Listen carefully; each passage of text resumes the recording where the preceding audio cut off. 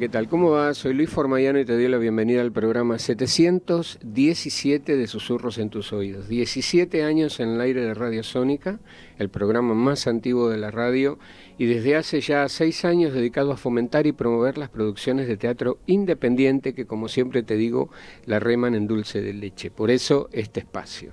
Le voy a dar la bienvenida al dramaturgo y director Fernando Lozano. Bienvenido, Fernando. Hola, ¿qué tal? Gracias por la invitación. No, por favor, un placer. Y a la actriz Mercedes Mastropierro.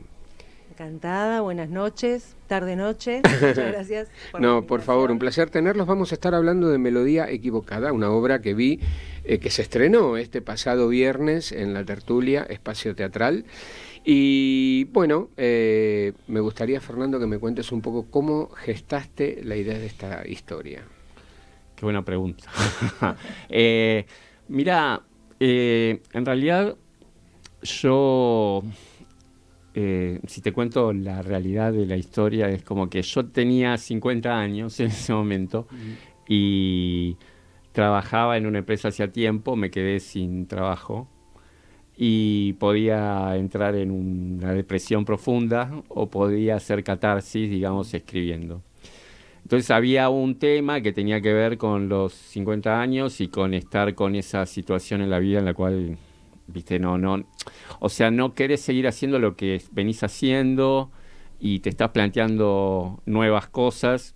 Yo ya venía escribiendo y venía haciendo obras y, o sea, yo hice muchos años de taller en Tantañán y entonces a partir de ahí empecé a escribir y hice varias obras, pero, claro, canalicé por ahí y en realidad también lo que quise hacer para que no fuese algo terriblemente dramático o trágico, digamos, ponerle un toque de humor sutil, digamos, ¿sí? O sea, y a partir de ahí sale Melodía Equivocada, que tenía que ver con una etapa, con ciertas cosas que me pegaban en ese momento, como podía ser esto, la etapa justamente de los 50 años y el plantearme cómo subsistir después, y también con esta cosa que tiene que ver con, muchas veces me planteé qué pasaría si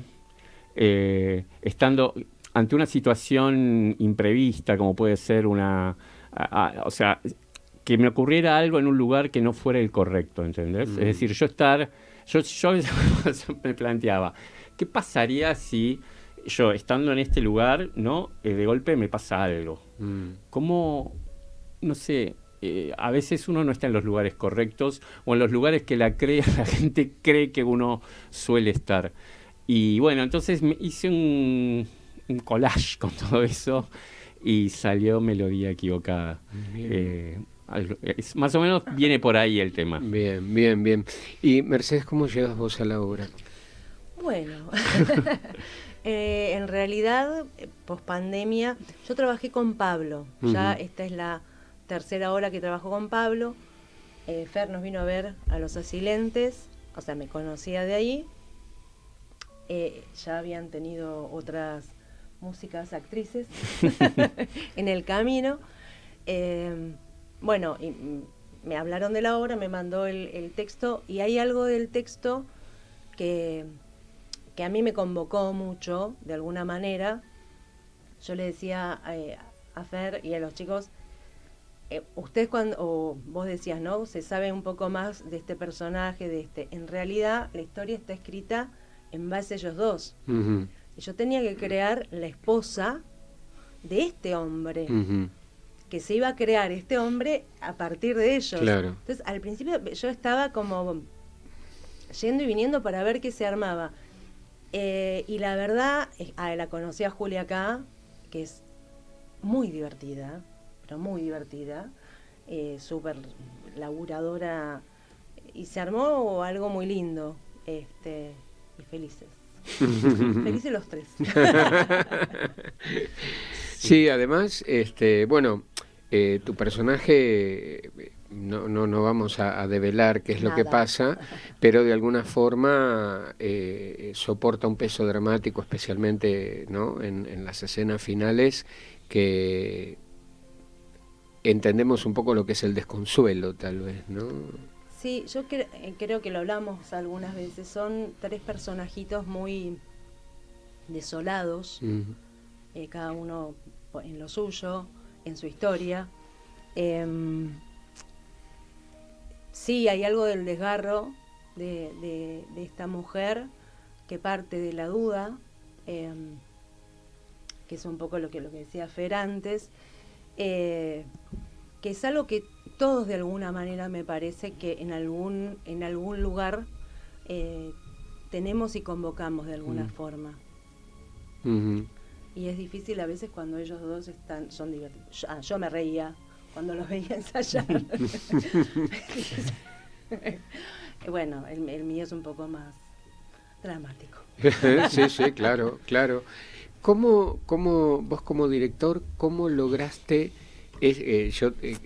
hablábamos de esto, ¿no? Ese punto justo en esta situación que es una situación de seducción, ¿no? Que se va desarrollando a lo largo de la obra y que nos mantiene a nosotros espectadores en vilo de alguna forma, porque se va a atrever, no se va a atrever, qué va a suceder, pero porque no hay ninguna pista que nos lleve a responder esa pregunta. Es todo, y usaste antes la palabra sutil, ¿no? Son matices, ¿no? Sí, yo creo que en el texto yo intenté plantearlo y tanto Julia como Pablo lo tomaron desde un principio. El primer ensayo, que tenía que ver con, digamos, la primera parte, y no la primera parte entera, yo cuando los vi a ellos dos haciéndolo, dije, wow, ¿entendés? Era como que ellos lo tenían. O sea, empezaron a actuar y empezaron a hacer esos personajes y empezó a aparecer todo eso. Y me llamó la atención porque realmente lo tomaron muy fácil, y a veces no pasa eso, ¿viste? A veces porque qué sé yo, porque no hay feeling y hay que estar laburándolo un poco más, pero ellos lo tomaron de una. Bueno, son muy buenos actores y actrices y realmente lo tomaron de una y salió y fluyó. Y aparte es ese juego, ¿no? Es esa cosa de saber hasta dónde son esos dos personajes antagónicos, pero a su vez tan parecidos en un punto, ¿no? Que están encontrándose y que tienen un punto en común muy fuerte, que es ese deambular por la vida sin tener muy claro hacia dónde. Y bueno, y que es el punto de unión, que me parece que hace que también los hace muy empáticos hacia los que los ven, ¿no? Esa cosa de mirarlos y personas que quizás en un contexto, qué sé yo, son personas que están desoladas, pero en un punto generan empatía, y me parece que hay lugares de mucha comunión con ellos, que, ¿no? Donde vos te sentís identificado con cosas que dicen y que pasan. Antes, cuando te decía que bueno, tu rol tiene mucho, ¿no?, de este sufrimiento y de este desconcierto o desconsuelo, también es yo creo es el rol que nos ancla, porque sí, la acción sucede en un lugar que es tan anónimo, ¿no?, que es un hotel que suponemos que está en algún lugar alejado, ¿no? Porque él creo que habla en un momento de salir a la ruta o algo así. Entonces, esa cosa fría, impersonal, ¿no?, de los hoteles, como estar en el medio de ningún lado, y sin embargo, vos nos traes la referencia al hogar, porque hogar, es tu esposo, ¿no? Claro, y un poco, no sé si está bien dicho, pero un poco a la realidad o a lo más concreto. Claro. Por eso hay mucho de narrador en mi personaje, de narradora. Creo que algo muy lindo es pequeños detalles cuando en el vínculo con Pablo y no con Juli, con los personajes, ¿no? Claramente, hasta el final. Con Julia, que es cosas que se fueron encontrando. Y por eso quizás el más dramático es este, que es un poco la que cuenta lo que padece. Ellos dos están viviendo esa situación, ¿no? Claro. De encuentro casual. Claro, sí. Claro. Sí. Sí, es un hotel, lo que dicen, lo que cuenta la historia es un hotel de pueblo, ¿no? Que, o sea, él es un vendedor de balanzas, digamos, en función de eso va de pueblo en pueblo intentando vender. Y nada, viste lo que tienen los hoteles de pueblo, que son muy particulares. Es decir, a mí me ha tocado también viajar por trabajo y parar en hoteles de pueblo que son increíbles. Es como... es otra historia. Y también la historia, para darle un cariz o un perfil diferente, la anclamos más en lo que sería los 70 y algo, ¿no? Claro. Digo, por la estética que tienen la ropa, por la estética mismo de lo que es la escenografía, cuando se muestra la habitación, esos papeles tan típicos de esa zona. Sí, por ejemplo, a mí en la cama, lo que mi mamá solía decir la colcha, que ahora viste que ahora claro, sí, la palabra colcha es como que es otra cosa. Sí, no se usa. Ese color era el típico color de la colcha de las de mi colchas vieja. de esa. Sí, totalmente. Aparte fue muy cómico porque charlando tanto con la vestuarista como con el escenógrafo, todo se fue amoldando para que la colcha quede naranja. ¿Entendés? Y toda la estética pasó ahí, y buscando estéticas de esa época, y qué sé yo, y nada. Y tratamos para darle una mayor credibilidad a una persona que vende balanza, que va de pueblo, y qué sé yo, tratar de anclarlo en ese momento, ya que ahora sería es un poco más complejo quizás, ¿no? Todo, teniendo en cuenta las redes y las ventas online y todo ese obvio. tipo de cosas. Sí, claro, ya cambió la historia. Claro, totalmente. Ahora, vos mencionabas la escenografía, ¿no? Y yo también pensaba esto. ¿Cómo se armó esto de que de pronto estamos en la planta baja, de pronto estamos, no sé, tal vez un primer, segundo piso? Porque también pensaba, digo, bueno, podrían haber sido 2 espacios, en el escenario por ahí da, no sé, ¿cómo surgió la idea? La verdad es que siempre que Víctor Salvatore es el escenógrafo, y siempre que pensamos en algo giratorio. Ajá. Y la verdad era que yo estaba reenganchado con eso. Víctor también. Fue muy complejo porque por las características del teatro, o sea, hacer un giro normal. Para hacer un giro normal, lo que hacíamos no entraba por la puerta de acceso al espacio escénico. Entonces, Víctor tuvo que trabajar mucho y por un momento dado era como que no se iba a hacer. Y de golpe apareció con todo y lo mostró. Y la verdad que estéticamente es muy linda la escenografía. Y yo estoy muy contento con eso porque siempre imaginé eso. Y en un momento dado ya me había resignado a que no era viable. Claro. ¿Entendés? Y lo logramos, lo logró Víctor. Y estamos contentos con eso. Y a su vez es bastante sencillo de desarmar.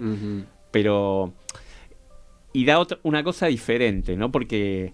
de hecho, nos pasó, en Alternativa dejaron comentarios sobre la escenografía, ¿entendés? Sí, es muy loco, pero sí, que gente que diga, me encantó la escenografía giratoria, ¿entendés? Y es como que da un toque como diferente en lo que son las típicas escenografías de teatro independiente. Claro. Yo de hecho venía de hacer una obra en la cual tenía distintos espacios y tenía una cama por allá, la otra parte por allá, pero bueno, también era un espacio escénico más ancho que el que estamos ahora.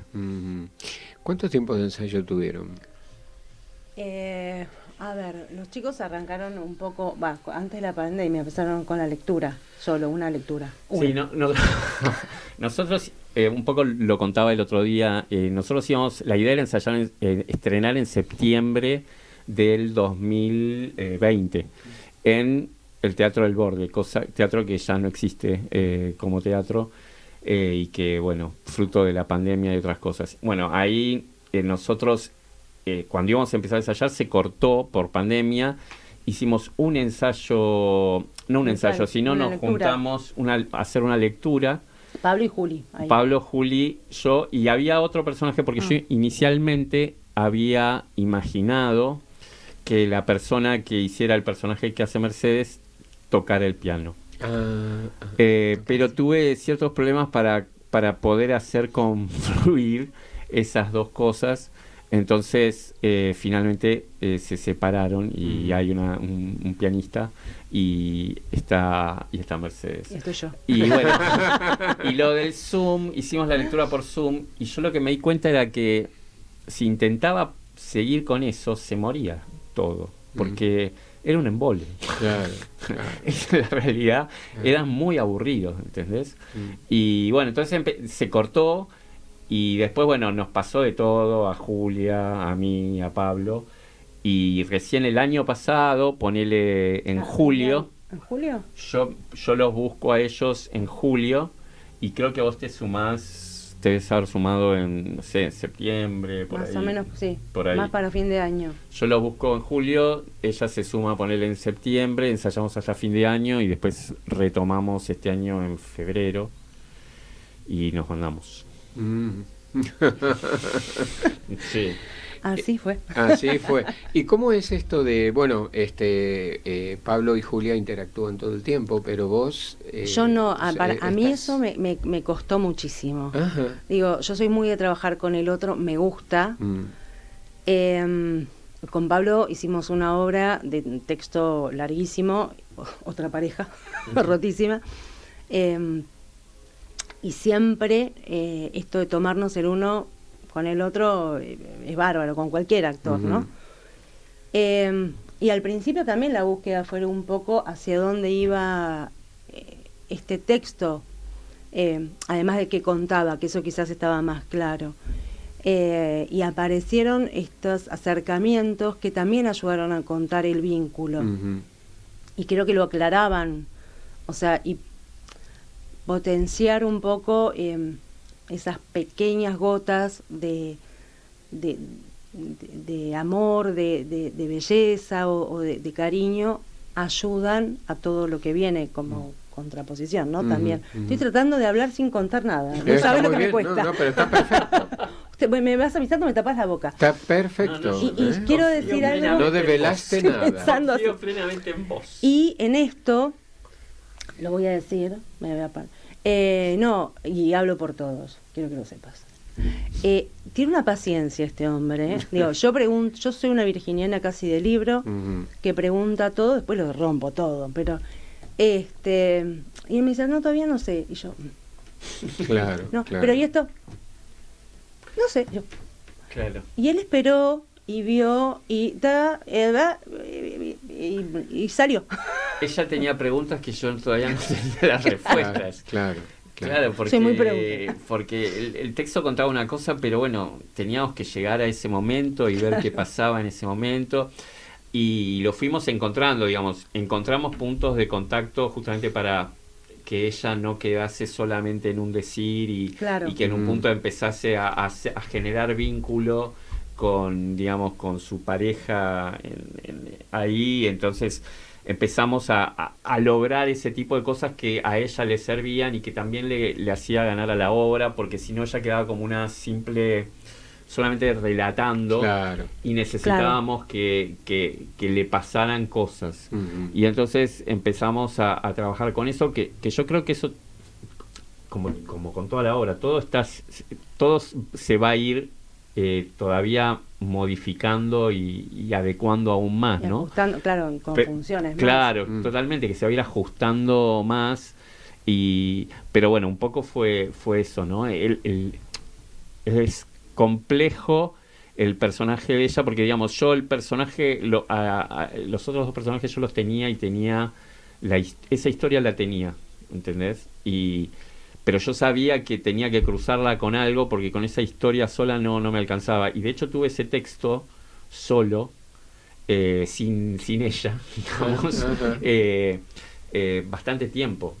Y pasé de un taller en donde escribí toda la primera parte, pasé a otro taller con otra persona y empecé a tratar de lucubrar por dónde cruzarlo.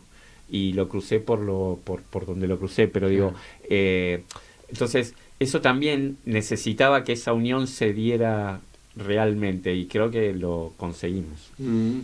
Sí, absolutamente. Además, yo pensaba, ¿no? Julia y Pablo tienen una sintonía muy particular, ¿no? Porque si bien ella es como, bueno, la tentación, yo hablaba de la sirena, ¿no? Hace un momento, viste, que te va tomando, y él resistiendo y tratando de no perder la compostura, ¿no? Que lo vemos en su ropa, en su vestuario, ¿no? Y en su portafolio, ¿no? Nos da la sensación de este hombre que bueno, que tal vez quiere, pero no está seguro, porque además tiene obviamente una obligación moral hacia su esposa. Entonces, pero ellos dos juegan muy bien hacen un contrapunto interesante, ¿no? Sí, totalmente. Sí, ese es el gran juego, y eso es lo que te digo, que apareció de entrada, ¿eh? Apareció de entrada. Quizás después uno te va a decir, bueno, bajá por acá, subí por allá, pero apareció de entrada. Eso lo tuvieron siempre. Es como que ellos generaron química también entre ellos muy rápidamente. Claro. Pero fue así. Yo te digo, la primer pasada que hicimos, yo dije, qué bien que elegí a los personajes. Porque yo me quedé súper sorprendido, volví contentísimo después de ver esa primera pasada que fue con solo ellos, ¿no? Claro. Realmente fue así.